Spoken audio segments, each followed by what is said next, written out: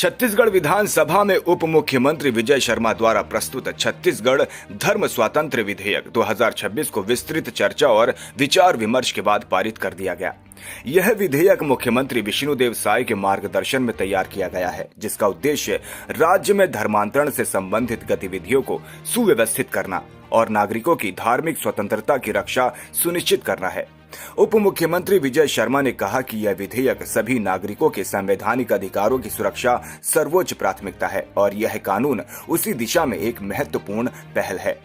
उप मुख्यमंत्री शर्मा ने कहा कि बदलते समय के साथ कानूनों का अद्यतन आवश्यक हो जाता है। वर्ष 1968 से लागू प्रावधान वर्तमान परिस्थितियों के अनुरूप पर्याप्त नहीं रह गए थे। बस्तर और सरगुजा जैसे क्षेत्रों में धर्मांतरण से जुड़े विवादों के कारण सामाजिक तनाव और वर्ग संघर्ष की स्थितियां बनी, जो कई बार प्रशासन और न्यायालय तक पहुंची। ऐसे परिदृश्य में एक स्पष्ट, पारदर्शी और प्रभावी कानूनी व्यवस्था की आवश्यकता महसूस की गई, जिससे समाज में बार बार उत्पन्न होने वाले विवादों को रोका जा सके और समरसता को बनाए रखा जा सके। विधेयक में धर्म परिवर्तन की प्रक्रिया को पारदर्शी बनाने के लिए स्पष्ट प्रावधान किए गए हैं। अब धर्म परिवर्तन करने वाले व्यक्ति को प्राधिकृत अधिकारी के समक्ष आवेदन देना होगा, जिसके बाद निर्धारित समय सीमा में सूचना सार्वजनिक की जाएगी और आपत्तियां आमंत्रित की जाएंगी। जांच के उपरांत ही प्रमाण पत्र जारी किया जाएगा। साथ ही ये भी सुनिश्चित किया गया है कि किसी भी व्यक्ति को अपनी इच्छा से धर्म चुनने की पूर्ण स्वतंत्रता रहे, लेकिन ये परिवर्तन किसी दबाव, प्रलोभन या भय के कारण ना हो। इसकी जांच अनिवार्य होगी। इस कानून में धर्मांतरण कराने वाले व्यक्ति और संस्थाओं के लिए पंजीयन अनिवार्य किया गया है। इसके लिए प्राधिकृत अधिकारी को हर वर्ष विस्तृत रिपोर्ट प्रस्तुत करनी होगी, जिसमें धर्मांतरण से संबंधित जानकारी का विवरण शामिल होगा। ग्राम सभा को भी इस प्रक्रिया में भागीदारी दी गई है, जिससे स्थानीय स्तर पर पारदर्शिता और जवाबदेही सुनिश्चित हो सके। विवाह को धर्मांतरण का आधार नहीं माना गया है और विवाह के बाद भी धर्म परिवर्तन के लिए निर्धारित प्रक्रिया का पालन करना आवश्यक होगा। अवैध धर्मांतरण को रोकने के लिए विधेयक में कड़े दंड के प्रावधान किए गए हैं, जिसमें अवैध धर्मांतरण रोकने के लिए सामान्य अवैध धर्मांतरण पर 7 से 10 वर्ष तक कारावास एवं न्यूनतम 5 लाख रुपए का जुर्माना। विशेष वर्ग जिसमें महिला, अनुसूचित जाति, जनजाति, नाबालिग आदि शामिल हैं। अवैध धर्मांतरण पर 10 से 20 वर्ष तक कारावास एवं न्यूनतम 10 लाख रुपए जुर्माना। सामूहिक अवैध धर्मांतरण पर 10 वर्ष से आजीवन कारावास एवं न्यूनतम 25 लाख रुपए जुर्माना का प्रावधान है। इसी तरह लोक सेवक द्वारा इस प्रकार का अपराध किया जाता है तो उसे 10 से 20 वर्ष कारावास एवं 10 लाख रुपए तक जुर्माना का प्रावधान किया गया है। वैसे ही धन के माध्यम से धर्मांतरण किए जाने संबंधित व्यक्ति को 10 से 20 वर्ष कारावास एवं 20 लाख रुपए तक का जुर्माना प्रावधान किया गया है। भय या प्रलोभन द्वारा धर्मांतरण पर 10 से 20 वर्ष कारावास एवं न्यूनतम 30 लाख रुपए जुर्माना का भी प्रावधान है। इन अपराधों की पुनरावृत्ति किए जाने पर संबंधित को आजीवन कारावास और पीड़ितों के लिए प्रतिकार व्यवस्था विधेयक में यह भी प्रावधान किया गया है। इस विधेयक में पीड़ितों के हितों का भी विशेष ध्यान रखा गया है। यदि किसी व्यक्ति का धर्म परिवर्तन दबाव, धोखे या लालच के कारण किया गया पाया जाता है तो उसे पीड़ित मानते हुए न्यायालय द्वारा क्षतिपूर्ण दिलाने का प्रावधान किया गया है। इससे न केवल पीड़ितों को न्याय मिलेगा बल्कि ऐसे कृत्यों पर प्रभावी रोक भी लगेगी। जांच प्रक्रिया को भी सुदृढ़ किया गया है, जिसमें केवल सक्षम अधिकारी ही मामलों की जांच करेंगे और न्यायालय को इस अधिनियम के तहत मामलों की सुनवाई के लिए अधिसूचित किया जाएगा। इससे प्रक्रिया में पारदर्शिता और विश्वास बढ़ेगा। उप मुख्यमंत्री शर्मा ने विश्वास व्यक्त किया कि यह कानून सामाजिक समरसता को मजबूत करेगा, विवादों को कम करेगा और राज्य में एक संतुलित एवं शांतिपूर्ण वातावरण स्थापित करने में सहायक सिद्ध होगा। यह विधेयक धार्मिक स्वतंत्रता को सुरक्षित रखते हुए कानून व्यवस्था को सुदृढ़ करने की दिशा में एक महत्वपूर्ण और दूरदर्शी कदम है। इस विधेयक में प्रतिकार व्यवस्था के तहत यदि किसी व्यक्ति का धर्म परिवर्तन दबाव, प्रलोभन या धोखे से किया गया हो तो उसे स्पष्ट रूप से पीड़ित माना जाएगा।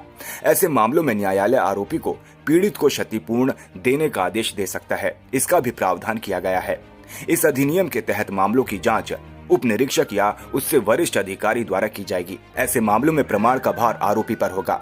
मामलों की सुनवाई के लिए निर्धारित न्यायालयों को अधिसूचित किया जाएगा। उप मुख्यमंत्री शर्मा ने विश्वास व्यक्त किया कि यह कानून राज्य में सामाजिक समरसता को मजबूत करेगा तथा विवादों को कम करने में सहायक होगा। उन्होंने कहा कि स्पष्ट कानूनी व्यवस्था से अनावश्यक तनाव और संघर्ष की स्थिति से बचा जा सकेगा। उन्होंने ये भी कहा कि यह विधेयक पारंपरिक सामाजिक संरचना और सांस्कृतिक मूल्यों की रक्षा के साथ साथ नागरिकों की धार्मिक स्वतंत्रता को भी सुनिश्चित करेगा। धर्मांतरणकर्ता जो हैं, उन धर्मांतरणकर्ता अपने पंजीयन उनको कराना पड़ेगा और वो जितना भी वित्तीय वर्ष में धर्मांतरण कर रहे हैं उसका स्वयं उनको संधारण करना होगा। उनको अपने वित्तीय व्यवस्था को भी जानकारी देनी होगी कि वो कहाँ से वो धनराशि लेकर के आ रहे हैं, यह भी उनको करना होगा। अवैध धर्मांतरण के प्रकरणों में अगर प्राधिकृत अधिकारी यह पाते हैं, अपनी जांच प्राधिकृत अधिकारी पूर्णतः कर सकते हैं। जैसे ही कोई आवेदन उनके पास आता है और पूरे दस्तावेजों के साथ आ जाता है तो 7 दिनों के अंदर वो अपने जो व्यक्ति जिस गांव में रहता है या जिस नगर पंचायत में रहता है वहां उस थाने में उसका प्रकाशन होगा। उसका प्रकाशन यहाँ पर भी होगा, जिला मुख्यालय जहाँ पर उन्होंने आवेदन किया हुआ है, प्राधिकृत अधिकारी का जो स्थान है वहाँ पर भी होगा और जिले के वेबसाइट पर भी होगा और जिले के वेबसाइट पर होगा, उसको दुनिया देख पाएगी। और अगर ऐसा है तो 7 दिनों के अंदर ये प्रकाशन होना है, पूरे दस्तावेज जमा होने के 7 दिनों के बाद के अंदर। और उसके बाद 7 दिनों के बाद 30 दिनों का समय होगा। अगर 30 दिनों में आकर के कोई आपत्ति दर्ज करता है, कोई व्यक्ति मैंने बताया कि कोई संस्था भी हो सकती है, कोई व्यक्ति भी इंडिविजुअल भी हो सकता है, कोई समूह भी हो सकता है जो जाकर के अपना कंप्लेंट कर सकती है। और अगर वो कंप्लेंट करते हैं तो फिर जांच की प्रक्रिया प्रारंभ होगी कि भाई ये जो धर्मांतरण हो रहा है, चूंकि धर्मांतरण तो अधिकार है किसी का, वो अपने हिसाब से अपने धर्म का चयन कर सकते हैं, उसमें संशय नहीं है। हम भी कोई अनुमति नहीं कर रहे हैं, हम यही कह रहे हैं कि ये धर्मांतरण की प्रक्रिया हो जाए, लेकिन स्पष्टता हो जाए कि इस पर क्या किया जा रहा है, कैसे किया जा रहा है, कोई एल्योरमेंट तो नहीं है, कोई थ्रेट तो नहीं है, ये स्पष्टता हो जानी चाहिए। तो एल्योरमेंट और थ्रेट की बातों को हमको चेक करना है और उसके लिए प्रक्रिया है, उस प्रक्रिया के माध्यम से करेंगे। जो प्राधिकृत अधिकारी है वो न्यायालय की तरह सबूत भी मंगाएंगे, गवाह भी बुलाएंगे, सुनाई भी करेंगे, सब कुछ करेंगे और अपना निर्णय देंगे।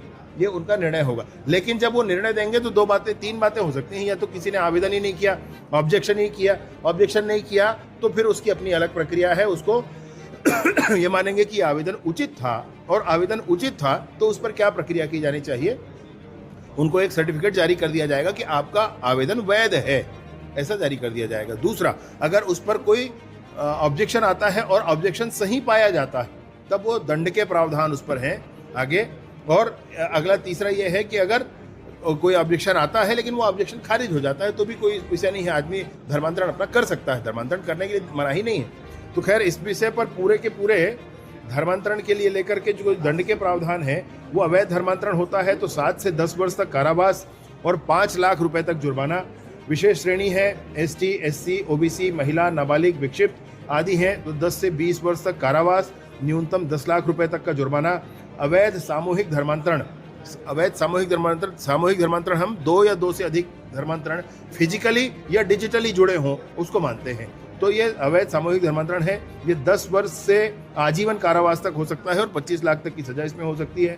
किसी लोक सेवक के द्वारा अगर ये किया जाता है तो 10 से 20 वर्ष तक का कारावास है और न्यूनतम 10 लाख रुपए तक का जुर्माना है। मौद्रिक लाभ अगर कोई इस पर प्राप्त करता है तो अवैध धर्मांतरण हेतु धन के लेन देन में 10 से 20 साल तक का कारावास है और न्यूनतम 20 लाख रुपए तक का जुर्माना है। अनेक किसी डर आदि से अगर ये कराया जा रहा है तो 10 से 20 वर्ष तक का कारावास है और न्यूनतम 30 लाख रुपए का जुर्माना है।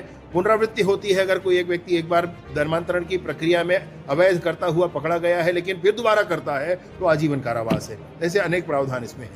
सर, इसमें हमारे छत्तीसगढ़ में भी 1968 का प्रावधान लागू है और 1968 के प्रावधान में एक्ट में इस बात का प्रावधान था कि अगर कोई धर्मांतरण करता है तो उनको सूचना करनी है, जिला के अधिकारी को सूचना करनी है। तो जिला के अधिकारियों से सूचना के संदर्भ में मैं आपसे बताऊं कि आज दिनांक तक मैंने बात की, आज ही मैंने लेटर मंगवाया उनसे कि जैसे कोंडा गांव में 2004 से लेकर 2021 तक इस पूरे ही पीरियड में धर्मांतरण की कोई सूचना उनको प्राप्त नहीं हुई और धर्म स्थल निर्माण की भी कोई सूचना प्राप्त नहीं हुई है।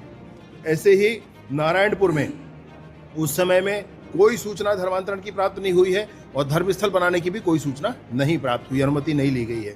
बीजापुर में उस कालखंड में कोई सूचना प्राप्त नहीं हुई है और ना ही कोई धर्मस्थल बनाने की अनुमति ली गई है। सुकमा में कोई सूचना प्राप्त नहीं हुई है, कोई धर्मस्थल बनाने की अनुमति नहीं है। कांकेर में कोई सूचना प्राप्त नहीं हुई है, कोई धर्मस्थल बनाने की अनुमति नहीं है। दंतेवाड़ा में 39 सूचना प्राप्त हुई है, धर्मस्थल बनाने की कोई अनुमति नहीं ली गई है। और बस्तर में 166 सूचना प्राप्त है और कोई वहां पर संरचना बनाने की अनुमति नहीं ली गई है। यह स्थिति है आज।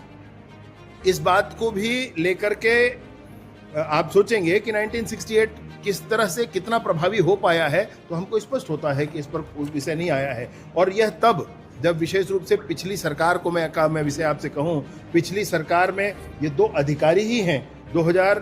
जुलाई 2021 में सुकमा के एसपी ने लिखा था कि ऐसी स्थितियां बन रही है जिसमें धर्मांतरण के बड़े प्रकरण सामने आ रहे हैं और इन प्रकरणों के कारण यह नहीं कहा जा सकता कि भविष्य में कोई समाज में संघर्ष की स्थिति उत्पन्न नहीं होगी, अर्थात समाज में संघर्ष की स्थिति उत्पन्न होगी, ऐसा उन्होंने कहा।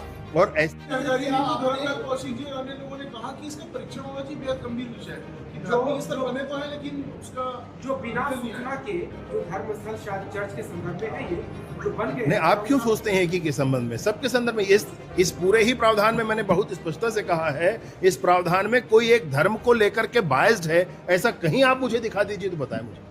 कोई मसला ही नहीं है। अभी कोई गड़बड़ कर रहा हो तो उसी के लिए तो कानून होता है क्या? कानून बना है कि भाई कोई किसी को डंडा नहीं मारेगा, तो आप क्यों परेशान होंगे? वो जो डंडा मार रहा होगा वो परेशान होगा। सर एक और चीज है, एक चीज का जिक्र किया आपने, ये मामला सुप्रीम कोर्ट हाई कोर्ट तक गया। लाशों को दफनाने के लिए जिस तरीके से नारायणपुर में एसपी का सर फोड़ा गया, कांकेर में फोड़ा गया, इस तरह की घटनाओं का भी आपने जिक्र किया, क्या माना जाए? पूर्ण विश्वास मुझे इस बात का है कि इसके अभी तो इसका नोटिफिकेशन होना शेष है, फिर इस पर जन जागरण करना पड़ेगा, पुलिस प्रशासन को और प्रशासन को समझाना पड़ेगा, सारे किस्म के नोटिफिकेशन उसके नियम बनाने होंगे और जाकर के तब ये चीजें लागू हो पाएंगी। मैं सोचता हूँ कि इस पर विपक्ष आपके निशाने पर रहा, आपने कहा कि इसको बहिर्गमन नहीं पलायन कहा जाना। निसंदेह पलायन है। आप मुझे बताओ ये बहिर्गमन, देखिए बहिर्गमन लोकतंत्र की एक अच्छी परंपरा है और बहिर्गमन एक अच्छा टूल है, एक अच्छा हथियार है विपक्ष का। आप ऐसा करोगे, बहिर्गमन का क्या मतलब होता है? दिन भर का बहिर्गमन होता है, ये बहिर्गमन है, ये पलायन है भाई। मसला क्या था मैं आपको स्पष्ट रूप से कहूं, धर्मांतरण के इस विषय पर विपक्ष खड़े होकर क्या बोलता? मान ले वो खड़े होते तो क्या बोलते? इसके पक्ष में बोलते या विपक्ष में बोलते? वो कुछ नहीं बोल सकते थे, इसलिए भाग गए। कॉन्स्टिट्यूशन का ही 25th इसका सेक्शन है जिसमें यह कहा गया है कि freedom of conscience and free profession practice and propagation of religion. तो ये फ्रीडम ऑफ रिलीजन कहकर जो बात कहते हैं वो यही है। इसमें 2 विशेष बातें हैं। This is subject to public order. इसमें भी फ्रीडम ऑफ रिलीजन है, लेकिन पब्लिक ऑर्डर को ऊपर रखा गया है।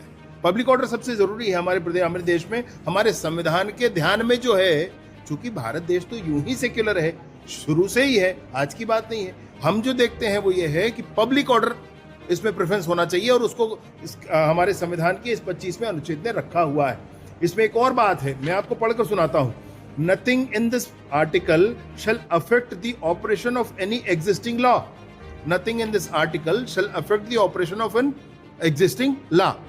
कोई भी प्रावधान है तो उसके ऑपरेशन को रोकेगा नहीं है। दूसरा, और prevent the state from making any law. State को भी ये जो आर्टिकल है कोई लॉ बनाने से रोकता नहीं है। इट्स रिटन स्पेशली, नहीं है हमने समझा नहीं है भाई, लिखा है इस पे कि नहीं रोक सकते। और ऐसा ही है, अभी सुप्रीम कोर्ट में भी जितने पिटीशन लगे हैं, सुप्रीम कोर्ट ने स्टे नहीं किया। इसलिए नहीं किया क्योंकि संविधान ये कहता है, संविधान तो हम सबसे ऊपर ही है ना, तो संविधान ये कहता है, इसलिए सुप्रीम कोर्ट ने भी कहीं स्टे नहीं किया। सुनवाई क्यों नहीं होगी? सुनवाई तो होगी, लेकिन कहीं ये नहीं कहा है। इसलिए आज का हमारा, उन्होंने फिर दूसरी बात कही कि प्रदर्श समिति में होना चाहिए। प्रदर्श समिति की आवश्यकता तब होती है जब और परीक्षण और ध्यान और जानकारी की आवश्यकता हो। हमारे यहाँ छत्तीसगढ़ की स्थिति आप देख रहे हैं, कांकेर में क्या हुआ, नारायणपुर में क्या हुआ, सरगुजा में क्या हुआ, यहाँ पर अन्य स्थानों पर क्या हो रहा है। धर्मांतरण की प्रक्रियाएं इतनी बढ़ी हैं कि इस पर नकेल लगाना आवश्यक है। और इसलिए हमने दूसरे प्रदेशों के भी प्रावधानों को पढ़ा, समझा और समझ करके एक पूरी टीम के माध्यम से इसको बनाए। तो प्रदेश टीम कमेटी में इसके जाने की आवश्यकता थी नहीं। दोनों ही बातें गैर जरूरी थी, इसलिए आज इस सदन में इस प्रस्ताव को लाया गया। सर एक प्रश्न और, ये बहुत कड़ा कानून है, बहुत प्रभावी कानून है, लेकिन इसका दुरुपयोग न हो, इसके क्रॉस चेक की भी कोई व्यवस्था है? ये दुरुपयोग कैसे हो? दुरुपयोग से आशय कोई प्रायोजित शिकायत हो जाए तो उस स्थिति में वो तो जांच की प्रक्रिया है ना, शिकायत पर दंड नहीं है, शिकायत पर जांच है। तो शिकायत अगर है, और शिकायत भी कब, जब कोई आवेदन आएगा तब शिकायत है, और शिकायत पर जांच होना है। और जांच के बाद पहले तो जो व्यक्ति शिकायत करेगा उसको सारी जानकारियां उपलब्ध करानी है, और फिर जब प्राधिकृत अधिकारी उस पर निर्णय कर लेते हैं तब वो विषय अगर आवश्यकता पड़े, और जो व्यक्ति है जिसने आवेदन करता है, धर्मांतरण के लिए आवेदन कर रहा है, अगर वह असंतुष्ट है तो वो कोर्ट जाएगा, उसको फ्रीडम है उस बात का, तब प्रूफ ऑफ बर्डन उसके ऊपर, पहले तो प्रूफ ऑफ बर्डन इधर है ना। तो इसके दुरुपयोग की आशंका नहीं होती है। और एक बात और विशेष है जो मैं सदन में भी नहीं बोल पाया, आपसे कह देता हूं कि इसमें इस बात का भी प्रावधान रखा गया है कि अच्छे भाव से अगर हमारे प्राधिकृत अधिकारी ने कोई निर्णय दिया है तो उनके खिलाफ कोई कानूनी कार्रवाई नहीं की जाए। सर इस विधेयक के कुछ पॉइंट्स को रखिए सर, जो पॉइंट्स जो आम लोग समझ सके, विधेयक के जो आपने सदन में रखा है उसकी 4-5 महत्वपूर्ण पॉइंट्स जो अवैध धर्मांतरण से संबंधित है। कंडीशन है उस विधेयक में सजा के किस तरह के कड़े प्रावधान है और अवैध धर्मांतरण किसे माना जाएगा, खास तौर पे इसको 4-5 पॉइंट को हाईलाइट। डिलीवर वाला पॉइंट बता दो। जो अभी तक छुप जाना था, जिसकी आड़ में वो लोग अभी बच जा रहे थे और जिसके चलते धर्मांतरण हो रहा। डिलीवर में फेल होगा। एक और आंकड़ा जो वहां नहीं बता पाया था वो आपको बता देता हूं कि विगत सरकार के 5 वर्षों में 12 प्रकरण दर्ज हुए थे धर्मांतरण के। अभी कोई हमसे कहेगा कि आपके सरकार में बढ़ गए हैं तो ये झूठ है, क्योंकि हमने उन सारे ही चीज़ों को एड्रेस करने की कोशिश की है जो समाज में इस तरीके से वैमनस्यता फैलाने की कोशिश कर रहे हैं। और हमारे इन 2.5 सालों में ही 72 प्रकरण दर्ज किए गए, इससे पहले 5-12 ही प्रकरण दर्ज किए।